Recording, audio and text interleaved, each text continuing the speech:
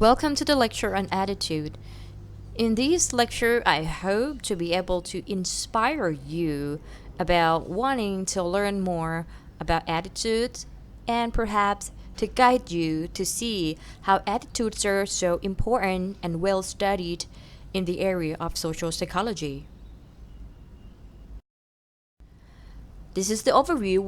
We'll take a look at what attitudes are. So, in brief, attitudes are evaluative reactions to targets. Any targets in this word could be concrete, it could be something abstract, it could be some ideas, it could be person, it could be a group of people, it could be a particular object, it could be anything. If you can see it, if you can comprehend it, meaning you can have attitude, meaning evaluative responses in terms of favor or disfavor toward it. Also, we'll see what's inside attitudes under components of attitude. And it would be interesting to learn how do we acquire these evaluative responses to things surrounding it. That's attitude formation. We'll get to discuss a lot of interesting theories that predicts how we gain preferences about things surrounding us. And in the end, we'll also see whether attitudes predict behavior. Because if we learn about people's attitudes, what they like, what they dislike, what about it if we cannot predict their future behavior when it comes to engaging with the target of attitude?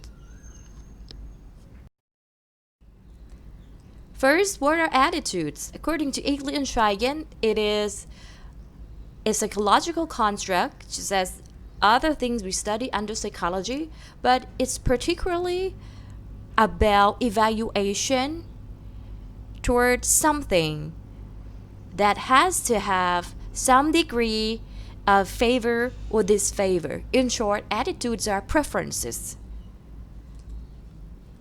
It could be positive, negative. We call it attitude towards something. We call it positive attitude, negative attitude, just as positive or negative evaluations of the target. Once again, for the characteristic of attitudes, they have to be evaluative. You have to color it somehow according to your subjective judgment. And it tends to endure over time rather than lingers just for a short while, just as such as mood or our emotions. Attitudes are more permanent than that. But I'm not saying we cannot change attitudes. Actually, attitudes are changed via, for example, advertisement and any persuasive efforts surrounding you. We like and dislike something. Why? Because we've gone to that restaurant before and the foods there were very, very nice. Your experience will give you basis to form positive attitude toward that restaurant. You may post it on your Facebook saying, hey, this is recommended, 5 stars, Michelin star, whatever. You have to check it out. Okay? So that's how you acquire attitude. Past experiences or direct experiences with the attitude object is pretty important of attitude formation. However, we can just, acquire some information secondhand from a friend who has been there at the same restaurant and, she said it's pretty good. Such and such. We can acquire information from media, from Facebook, from information out there that is available to us. What are strong attitude when we talk about? If you talk about people and we talk about, James, he's strong as a person, we can think of, James has muscles, James has strong legs and strong arms and being very powerful as a person. Okay? For attitudes, it could be strong, it could be weak. As you can imagine, I talked before about your first-hand experience of tasting some foods at a particular restaurant. Your first-hand experience, your direct experience with the attitude object or target of attitude could get you strong attitudes because it will elicit your emotional responses toward the particular target. When we have strong attitudes, it means you tend to have extreme attitude. You tend to have attitudes that are resistant to change. It's not going to be easy to change your mind. You liked it already. It's going to be hard to talk you out of it, to talk you to change your mind. And it tends to have great impact on your behavior when it comes to responding to the target. For example, if you really like this boy band, it's predictable that you will go to the concert of the boy band. You will buy some records of the boy band. You will post about them on your Facebook page. You will talk about them with your friends. When we talk about strong attitude, one important indicator that will show that, oh, this attitude of yours is a good strong one, is that you can answer question or you can talk about it without having to think for so long. Strong attitudes are more accessible in our memory, meaning it could be linked to many nodes in our memory. So any event or relevant objects can trigger the memory about this attitude. Meaning, if you really like this boy band and a friend may ask you, hey, how do you like them? You may just go ahead and tell the person quickly, oh, they're great because of this and because of that and because of this. Yeah, I do like them very much. You will just go ahead and tell your feeling without having to think about it for so long. Hey, do I like them? How much do I like them? Okay. And also, strong attitudes are not ambivalent. When we talk about ambivalent attitude, we talked about attitudes that are both positive and negative. Meaning, you can have positive attitude and at the same time negative attitude, negative feelings toward the same target. Oh, can you think about some targets that elicit both strong positive feeling and strong negative feelings from you at the same time? How about ice cream? How about some fast foods or junk food? Whoa, yeah, we like those, but at the same time, you know that you want to take care of yourself and you don't want to gain weight because of those junk foods, right? So, if we talk about not ambivalent, meaning you're pretty clear that you liked it, positive attitude, or disliked it, negative attitude. Not that you have two hearts. It's hard to say because I love it and at the same time I hate it. Okay, that's ambivalent. Attitudes that's strong tend to be clear in direction whether it's positive or negative. Why studying attitudes? Of course, attitudes are surrounding us, hidden everywhere in voting behavior or political issues. Anything that involves persuasion is about changing attitude. Liking the person and attraction, having romantic relationship with someone, meaning you have strong positive feeling toward the person. You like the person. That's an attitude. You like yourself, you dislike yourself, to what degree? That's self-esteem and it's attitude toward yourself.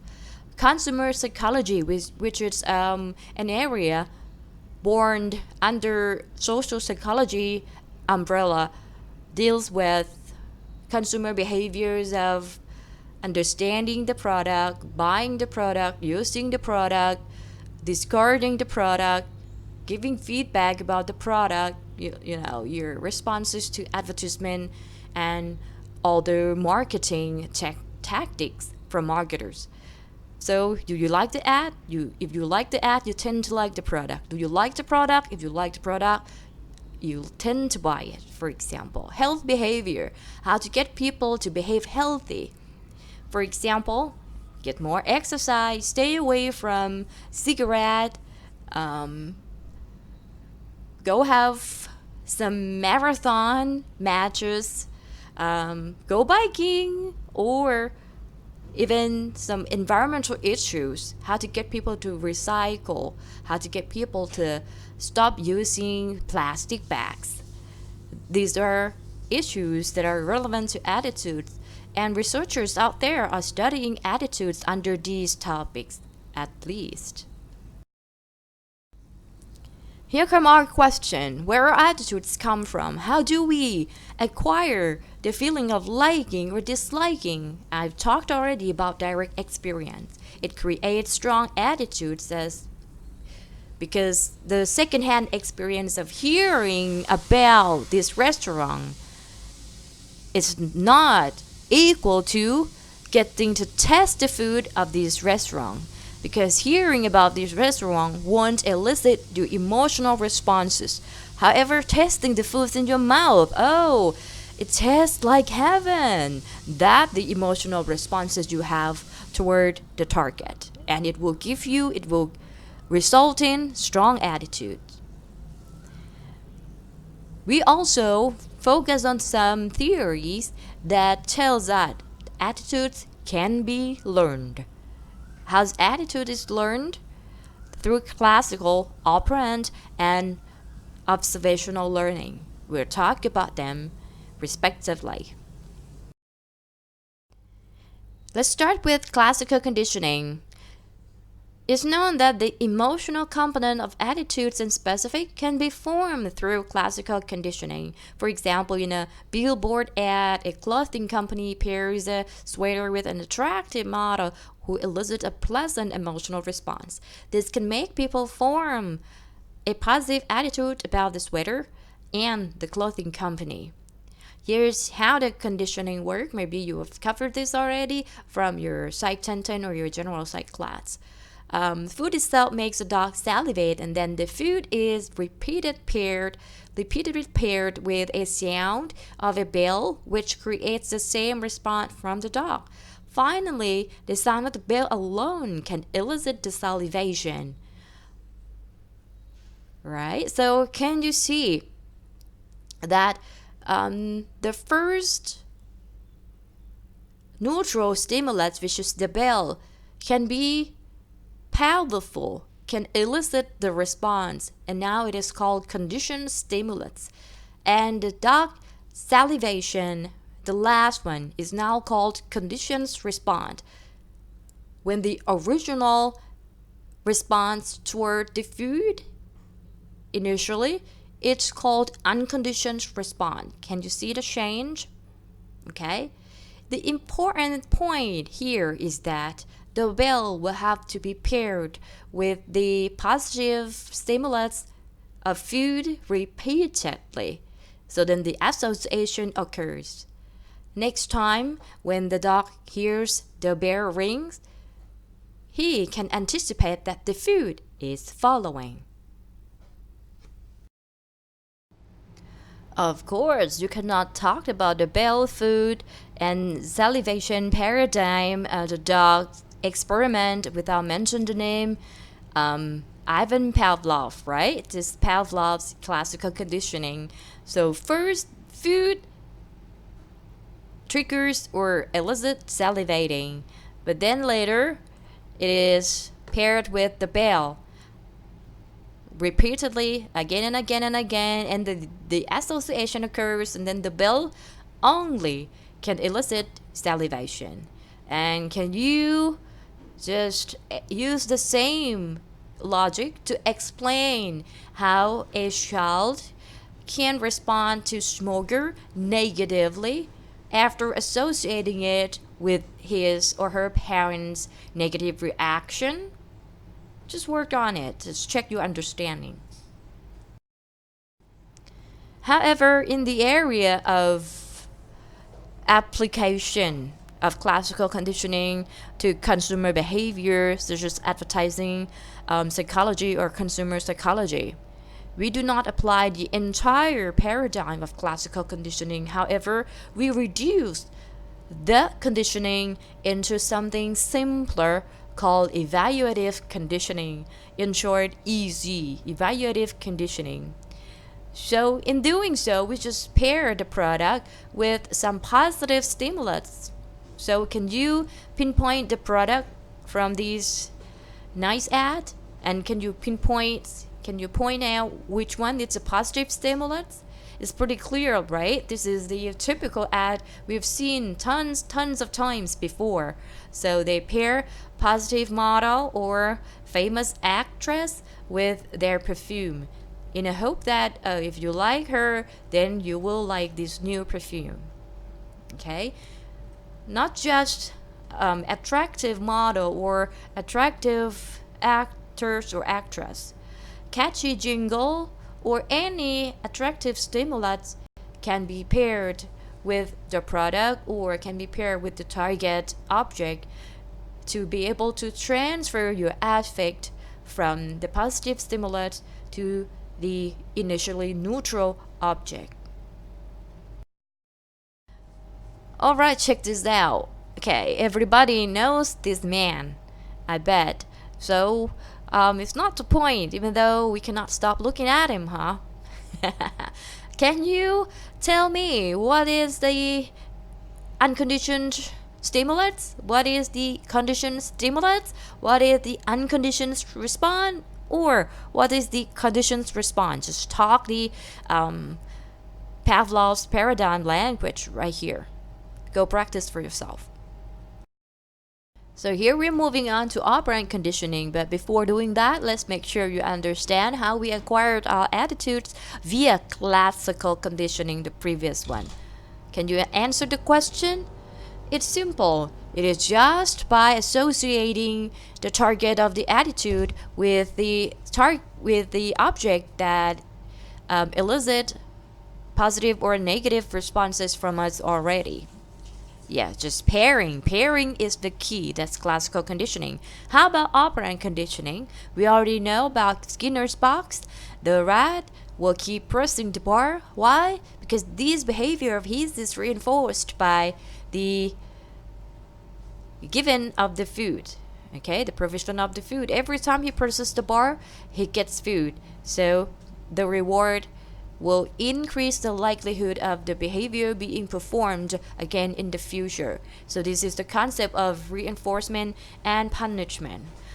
We are rewarded or punished for engaging in a given behavior, and so it's influenced whether we'll adopt a positive or negative attitude toward things. For example, if a child just behaves badly and spanks his little brother, every time he does that, he got punished by his parents. So it is likely that the boy will develop a negative attitude toward playing rough with his little brother. When we give rewards following a particular behavior or an expression of attitude, we call that reinforcement. We believe that such attitude will stick longer with the person. However, for punishment, we want to signal the person that, well, the behavior is unacceptable. We don't want you to do that. We don't want you to feel that way, or we disagree with you on thinking that way. So that's, once again, the concept of punishment and reinforcement. Attitudes or behavior that are expressed and rewarded will be kept, but those that are punished tend to go away.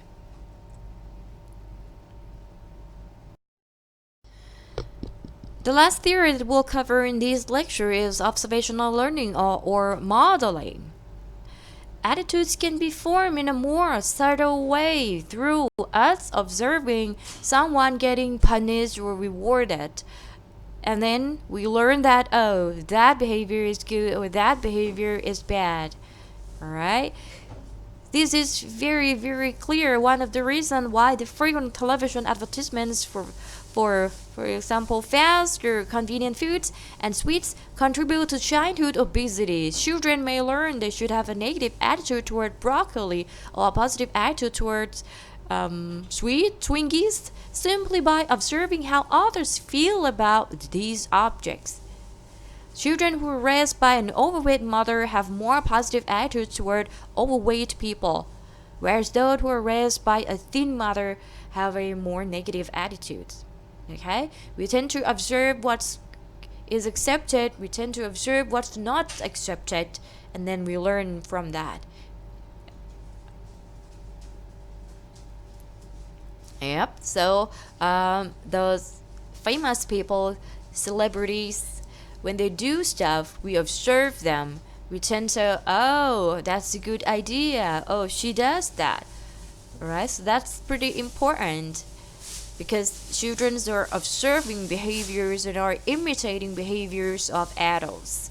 And through that, they're adopting positive attitude toward particular behavior, negative attitude toward particular ones as well. Following the three principles we've discussed, I also have the last one that's pretty important phenomenon. It's called mirrored exposure or repeated exposure. One way in which attitudes can be classical conditioned is through the mere exposure effect, meaning the more we are exposed to something, the more we like it. That simply as that. Have you ever heard a song on the radio and really disliked it initially, but then over time and you hear it again and again and again, you actually grow to like it?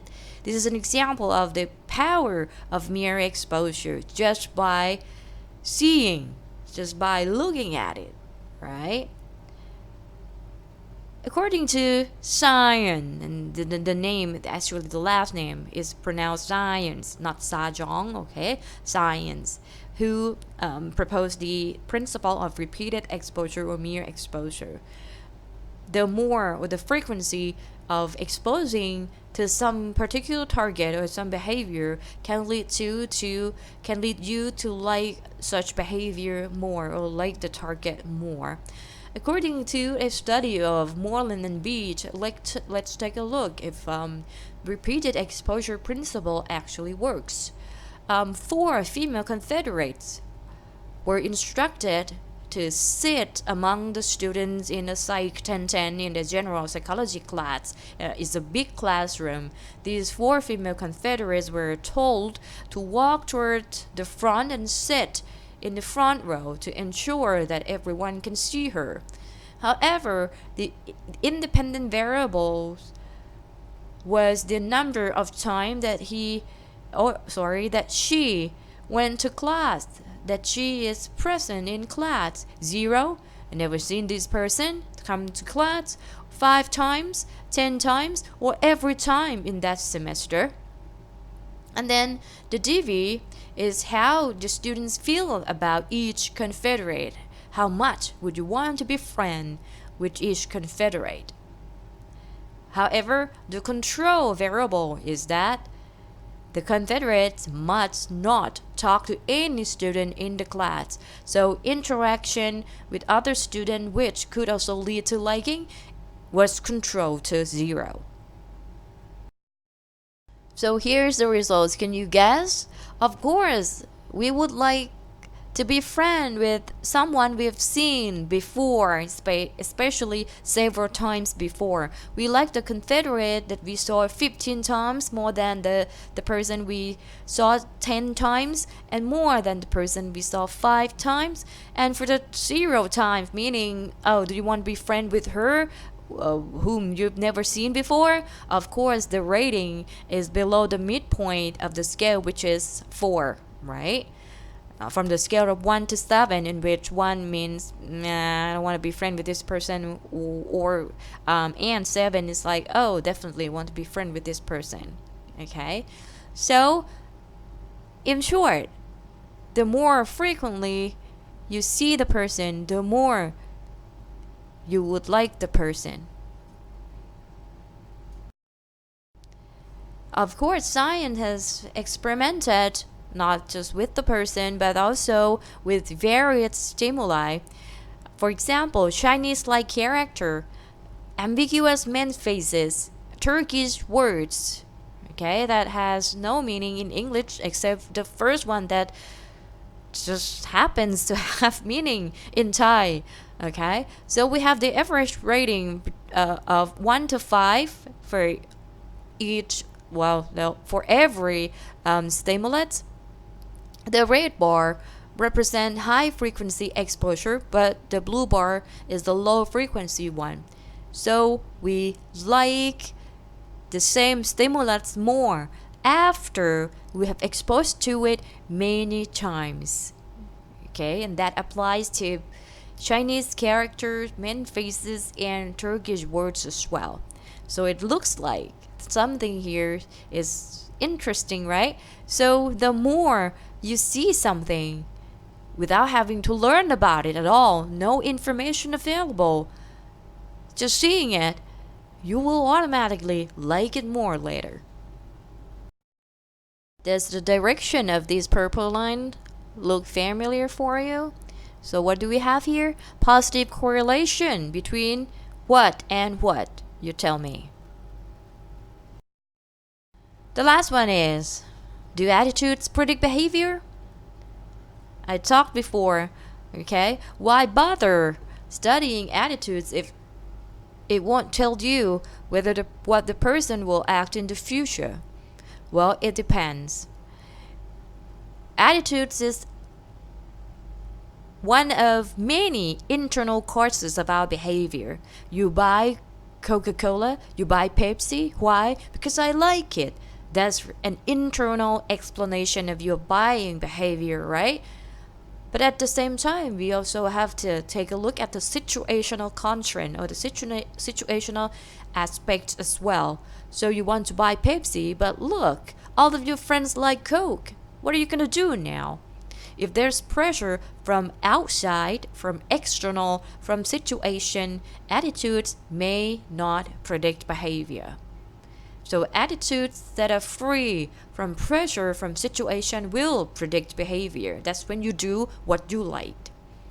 Also, attitude aspect. Attitude predicts behavior when it is a strong attitude. Strong attitude tends to be triggered from our memory automatically. But weak attitude, well, you have to spend time retrieving it from your memory. Okay? So strong attitude tend to predict behavior. And the last one, when is the right attitude? Well, I asked you in class, do you like ice cream? Majority of you say yes. But then I asked further, do you like eating ice cream? Now the majority of you, especially the ladies, hesitated. What does it mean? So we want to predict the behavior of eating ice cream. Then we have to measure the attitude toward eating ice cream. So the attitude measurement will have to match the behavior being predicted. Do you like broccoli? Oh yeah, it's a good idea to eat veggie, right? Ah, yes, it's veggie. It's nutritious. Yeah, broccoli is good. But do you like eating broccoli? Perhaps it's a different thing. Yeah, it tastes yucky. I don't like it. So when I say it's the right attitude, I mean you have to measure the attitude at the same level as the behavior. We do not use attitude toward environmental issues to predict the person's behavior of recycling. How would you fix this? So then the attitude will predict behavior of recycling. You have to measure the person's attitude toward recycling rather than attitude toward, preserving environment overall.